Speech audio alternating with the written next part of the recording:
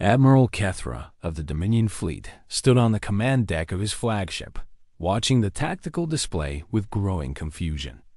His armada stretched across the void like a sea of metal and fire.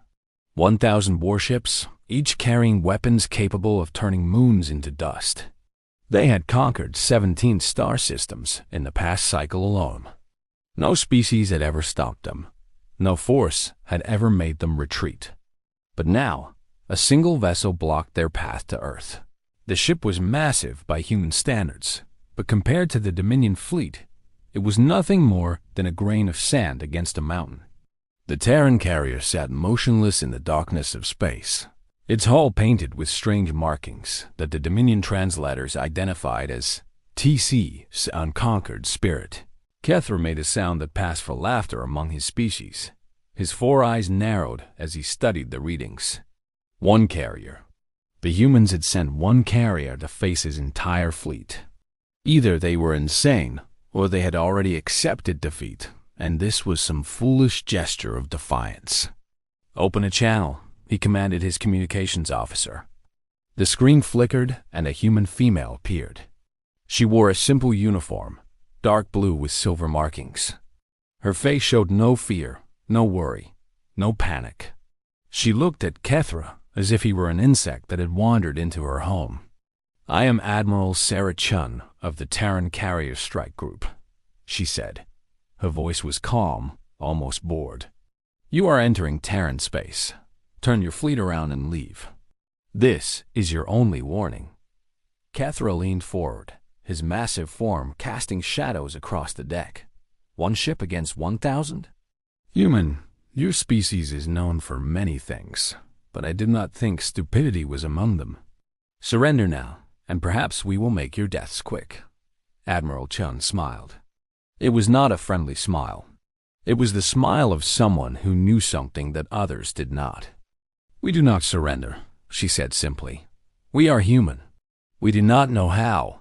The channel closed. Kethra turned to his tactical officer. "Destroy that ship. Make it quick. We have a planet to conquer." The first wave of Dominion fighters launched from their carriers. 300 small attack craft screamed through the void toward the lone Terran vessel. Their weapons powered up, targeting systems locked onto the human ship. Victory seemed certain. Then the Unconquered Spirit opened its hangar bays. Human fighters poured out like angry wasps from a disturbed nest. They were smaller than the Dominion craft, faster, more agile. Each one carried weapons that the Dominion had never encountered before. The battle began in an instant, and within moments, the first wave of Dominion fighters was nothing but scattered debris floating in the darkness. Kethra watched in disbelief. His fighters had been destroyed in less than 3 minutes. Not a single human craft had been lost. "Send the second wave," he ordered, his voice less confident than before. "And a third. Overwhelm them with numbers." 600 more fighters launched. The human pilots responded with terrifying precision. They moved through the Dominion formation like ghosts, appearing where they were not expected, striking with deadly accuracy, then vanishing before retaliation could find them. The humans flew as if they had been born in the cockpits of their ships, as if their machines were extensions of their own bodies. Kethra had studied human military history before this campaign. He had read about their wars, their conflicts, their endless capacity for violence against each other. He had dismissed it as primitive behavior, signs of an underdeveloped species. Now, watching his fighters fall by the hundreds, he began to understand his mistake. Humans had spent their entire existence at war. Every generation had known conflict. They had refined the art of killing into something beautiful and terrible.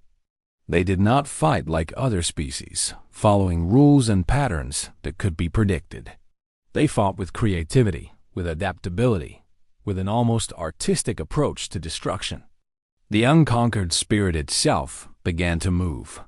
Its massive engines flared to life, and the carrier accelerated toward the Dominion fleet with a speed that should have been impossible for a vessel of its size. As it charged forward, more fighters launched from its decks. The human ships seemed to have an endless supply of them, wave after wave of deadly craft that swarmed around the Dominion vessels. "Admiral," his tactical officer reported, voice trembling, "we have lost 400 fighters. The human carrier is entering weapons range of our main fleet." "Then destroy it," Kethra screamed. "All ships, focus fire on that carrier." 1,000 ships turned their weapons toward the unconquered spirit. Energy beams and missiles filled the space between them, creating a wall of destruction that nothing should have been able to survive. The firepower was enough to crack a planet in half, enough to turn a small moon into vapor. The Terran carrier flew straight into it. Its shields flared with blinding light as they absorbed impacts that would have vaporized any Dominion vessel. The humans had technology that the Dominion had never seen, defenses that seemed to laugh at their most powerful weapons.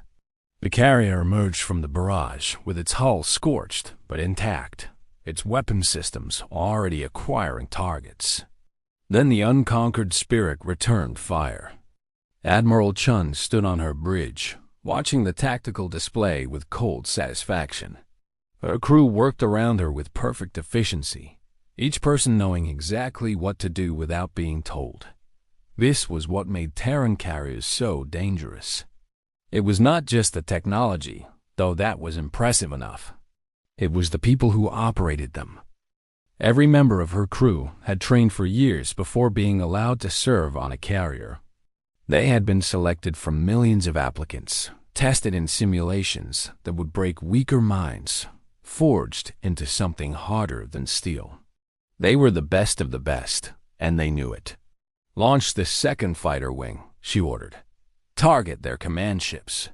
Cut off the head, and the body will fall." Her tactical officer nodded. "Admiral, they're trying to regroup. Their formation is breaking apart." Chun watched as her pilots carved through the enemy fleet. The Dominion commanders did not understand what was happening. They had never faced an enemy like this before. Their tactics relied on overwhelming force, on crushing opposition through sheer numbers. They had no answer for an enemy who could match them fighter for fighter and ship for ship. The unconquered spirit's main gun spoke again, and a Dominion cruiser vanished in a ball of fire. Then another. Then 3 more. The human carrier moved through the enemy fleet like a predator among prey, striking with precision and power that defied explanation. Kethra watched his fleet die around him. Ships that had conquered worlds were being torn apart by human weapons. Vessels that had never known defeat were trying to flee, their crews panicking as they realized that death had come for them. In his entire career, spanning dozens of campaigns and hundreds of battles, he had never seen anything like this. How is this possible? He whispered to no one in particular. His science officer answered anyway. "Admiral, the human ship is using technologies we cannot identify. Their shields operate on principles we do not understand. Their weapons bypass our defenses as if they were not there. And their pilots," he paused, checking his readings twice before continuing. "Their pilots are not using automated targeting systems. They are flying manually. Every shot, every maneuver is controlled directly by a human mind." Kethra understood then. The Dominion relied on computers and automation because their reaction times were slow, their minds unable to keep up with the speed of space combat. But humans were different. Their brains processed information faster.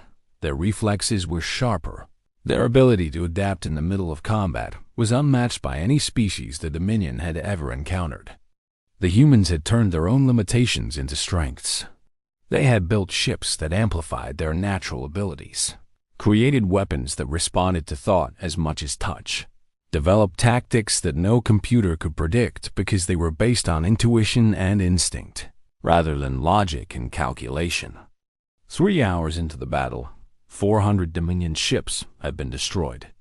The rest were trying to retreat, their formation scattered, their morale shattered.